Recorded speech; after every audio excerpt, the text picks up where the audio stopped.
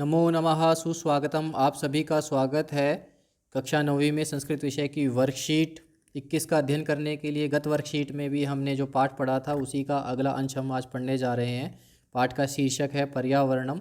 पर्यावरण से हम सभी अवगत हो चुके हैं गत वर्कशीट के आधार पर कि हमारे आसपास का जो वातावरण है, आवरण है, वही पर्यावरण कहलाता है। परितः आवरणम पर्यावरणम मतलब आसपास का जो चारों तरफ घिरा हुआ आवरण वही पर्यावरण है।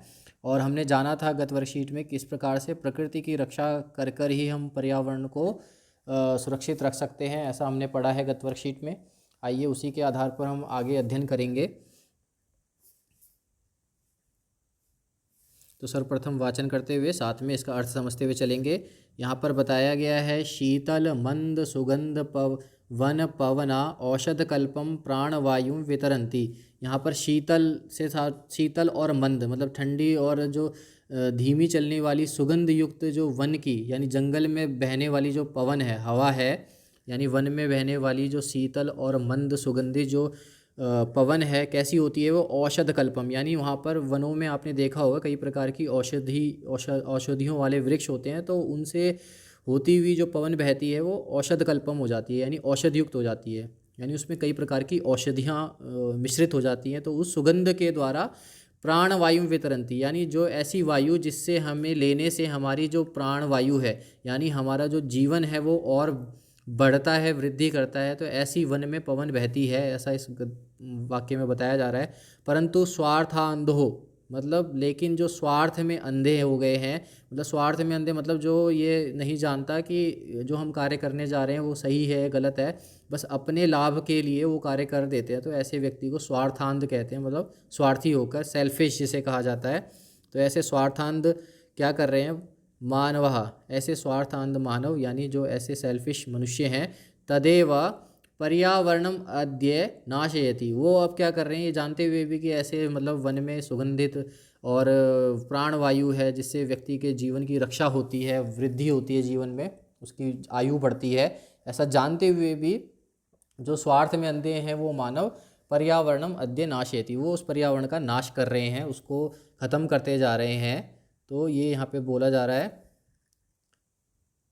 आगे बोल रहे हैं कि स्वल्प लाभाय जना बहुमूल्यानि वस्तुनि नाशयन्ति। अब कुछ ये मनुष्य जो स्वार्थांध है ये क्या करें, स्वल्प लाभाय, अब मतलब थोड़े से लाभ के, स्व अल्प लाभ है, स्व मतलब अपने, अल्प मतलब थोड़े, अपने लिए थोड़े से लाभ के लिए, थोड़े से फायदे के लिए, ऐसे जनाः ऐसे लोग क्या कर रहे हैं, बहुमूल्यानि वस्तुनि नाशयन्ति, जो बहुमूल्य हैं, जिनका कोई मूल्य नहीं है, अनमोल हैं, ऐसी वस्तुओं का ये लोग नाश करते जा रहे हैं। कैसे, अब बताया जा रहा है कि यंत्रागाराणाम विषाक्तम जलम नद्याम निपात्यते येन मत्स्यादिना जलचराणाम च क्षणेनैव नाशो जायते। ये कह रहे हैं कि यंत्रगाराणाम मतलब जो मशीनरी इत्यादि से युक्त जो कारखाने चल रहे हैं उसमें क्या होता है, विषाक्तम, उसमें जो केमिकल युक्त जो जल है उसको नदी में निपात्यते मतलब वो नदी में निकाल दिया जाता है, उसको ख़त्म करने के लिए, अपने फैक्ट्री के गंदे जल को, विषाक्त युक्त जल को, केमिकल युक्त जल को। तो उससे क्या होता है, जो नदी होती है उसमें ये मत्स्यादि नाम, उसमें जो नदी में रहने वाले जो मत्स्यादि नाम मतलब मछली और अन्य जो जीव रहते हैं जल के अंदर, वो जलचराणाम, ऐसे जलचर जो जीव हैं उनका क्षणेनैव नाश हो जायते, उनका क्षण में ही, कुछ सेकंड में ही उनका नाश हो जाता है, वो नदियों से मर जाते हैं, नदियों में ही मर जाते हैं विषाक्त जल के कारण। और नदी जलम अपि तत् सर्वथा पेयम जायते, और इससे क्या होता है कि जब विषाक्त जल नदी में मिल जाता है, जहरीला जो पानी है वो नदी में मिल जाता है, तो नदी जलम अपि, जो नदी का जल है वह भी क्या हो जाता है, सर्वथा अपेयम, यहाँ पर एस अवग्रह है, पूर्व संधि हो रखी है, तो अपेय हो जाता है। अपेय मतलब जिसको पिया ना जा सके, तो ऐसा जल नदी का हो जाता है, तो इस प्रकार से भी नदी का नुकसान हो जाता है। आगे बताया जा रहा है कि वन वृक्षा निर्विवेकम छिद्यन्ते व्यापार वर्धनाया। वन वृक्षा मतलब वन में कई प्रकार के वृक्ष होते हैं, उसका निर्विवेकम, निर्विवेकम मतलब बिना किसी विवेक के, मतलब बुद्धि के, बिना किसी ज्ञान के उनको काट दिया जाता है, इसलिए अपने लाभ के लिए काट देते हैं कुछ लोग। और छिद्यंते मतलब काट देते हैं, उस व्यापार वर्धनाय, किस लिए काटते हैं, व्यापार की वृद्धि के लिए, अपने बिजनेस के लिए वो वन के वृक्षों को बिना किसी सोचे समझे काट देते हैं। उससे क्या होता है, उसका प्रभाव ये होता है कि ये न अवृष्टि ही प्रवर्धते, उससे अवृष्टि हो जाती है। अवृष्टि मतलब वृष्टि से मतलब होता है वर्षा होना, अवृष्टि से मतलब वर्षा ना होना। तो इससे क्या होता है, जब वन के वृक्ष कट जाते हैं तो अवृष्टि बढ़ जाती है, यानी बारिश होना बंद हो जाती है। और आगे और भी इफेक्ट पड़ते हैं इस चीज़ के। वन पशुवाशा शरण रहिता ग्रामेषु उपद्रवम विदधाति।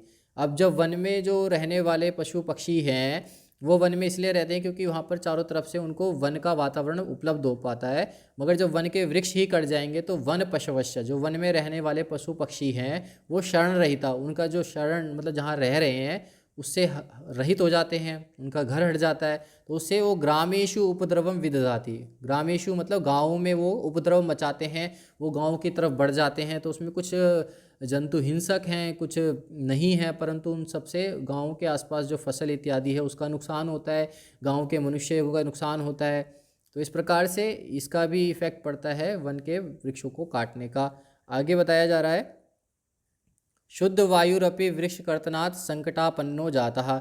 और वृक्ष कर्तनात् मतलब पेड़ को काटने से शुद्ध वायुरपि मतलब जो शुद्ध वायु है, जो सुगंध जो स्वच्छ वायु है वो भी उसका भी संकटापन्नः जाता है। संकट आपन्नः मतलब उसका भी संकट उत्पन्न हो जाता है, क्योंकि हर व्यक्ति को जीने के लिए शुद्ध और स्वच्छ वायु चाहिए, परंतु वृक्ष कटने के बाद वायु शुद्ध नहीं हो पाती है, हमें ऑक्सीजन की प्राप्त नहीं हो पाता है। तो इसका भी संकट उत्पन्न हो जाता है वृक्ष काटने से, वन के तो जंगलों के वृक्ष काटने से।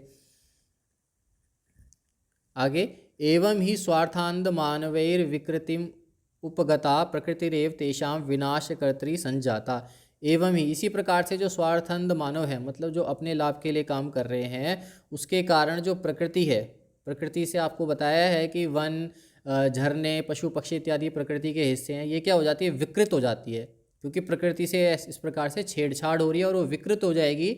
और फिर वो प्रकृति क्या करती है, तेषाम विनाशकर्त्री संजाता, ये प्रकृति विनाशकारक हो जाती है, यह नुकसानदायक हो जाती है, क्योंकि प्रकृति से छेड़छाड़ करने के बाद अंतोगत्वा नुकसान किसका है, मनुष्य का ही है। तो वो नुकसान हमें ऊपर भी बताया कि किस प्रकार से नुकसान होता है, तो हो तो वो अल्टीमेटली मतलब मनुष्य का ही हो रहा है। तो इस प्रकार से प्रकृति से छेड़छाड़ से वह विनाशकर्त्री हो जाती है प्रकृति। पर्यावरणे विकृतिम उपगते जायन्ते विविधा रोगा भीषण समस्याश्च।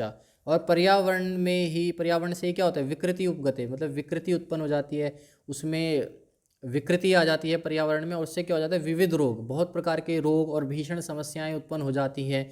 वायु से संबंधित, अगर हमें शुद्ध वायु नहीं मिलेगी तो उससे संबंधित रोग उत्पन्न हो जाएंगे, स्वच्छ पानी नहीं मिलेगा तो उससे संबंधित रोग उत्पन्न हो जाएंगे। तो ऐसी अनेक अन्य समस्याएं उत्पन्न हो जाती है प्रकृति से छेड़छाड़ करने पर।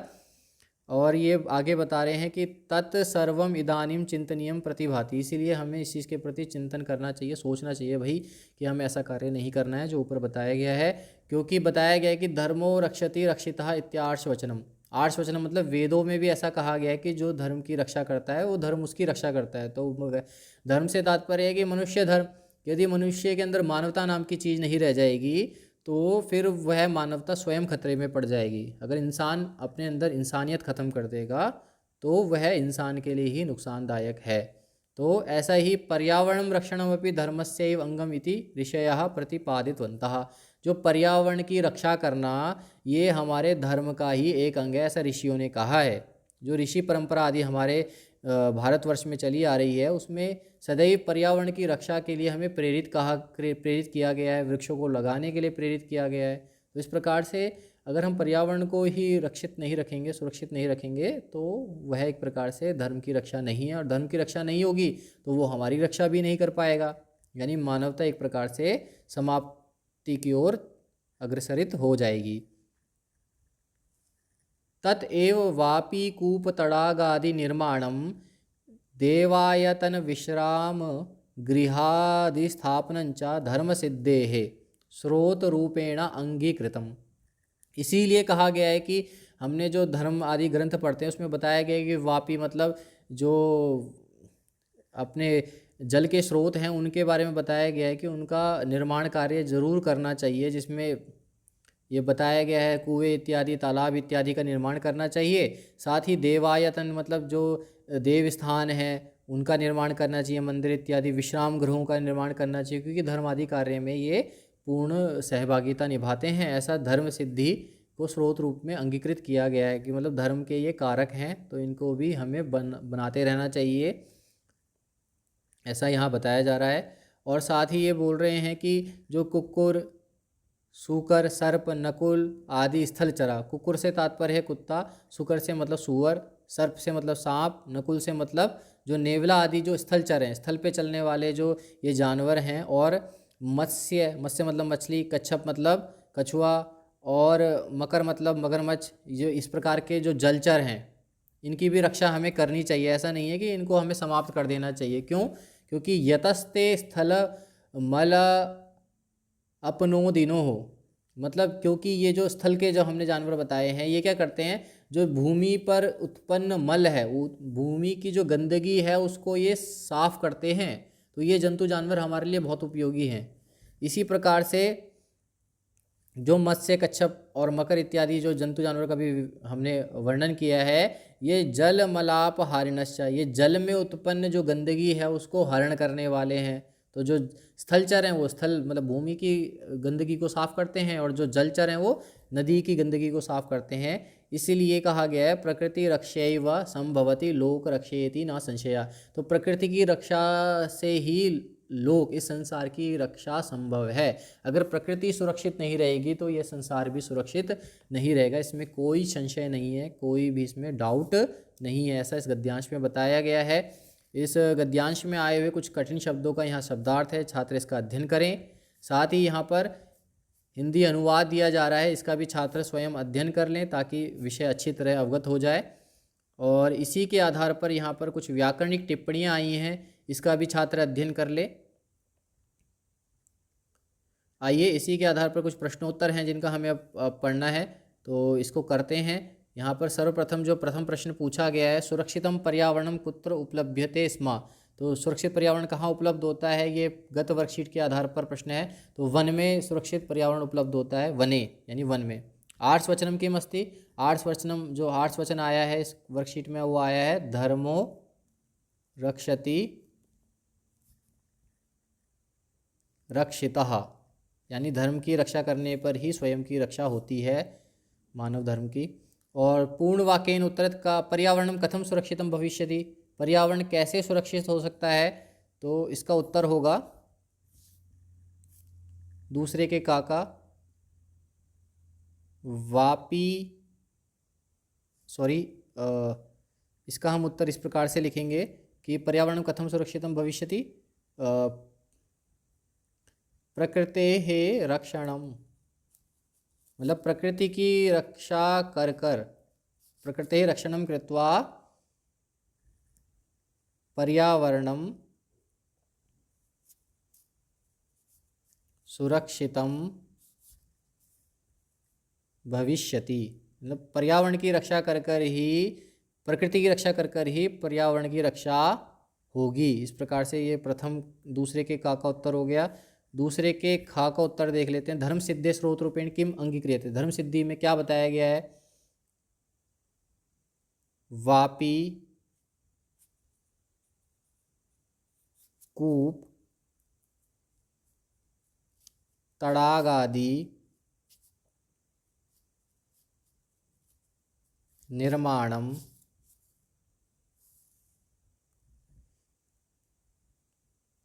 देवायतन विश्राम गृहादि स्थापनं च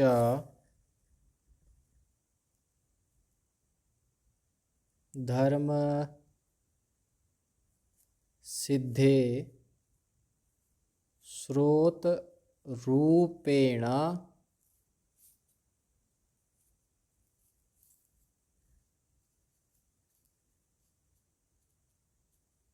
अंगीक्रियते। इस प्रकार से ये दूसरे के खा का उत्तर हो गया कि ये वापी, कूप और तड़ाग आदि का निर्माण करने से, मंदिर निर्माण, विश्राम गृह निर्माण करने से ही धर्म सिद्धि होती है, मानव धर्म की सिद्धि होती है, इस प्रकार से बताया गया है।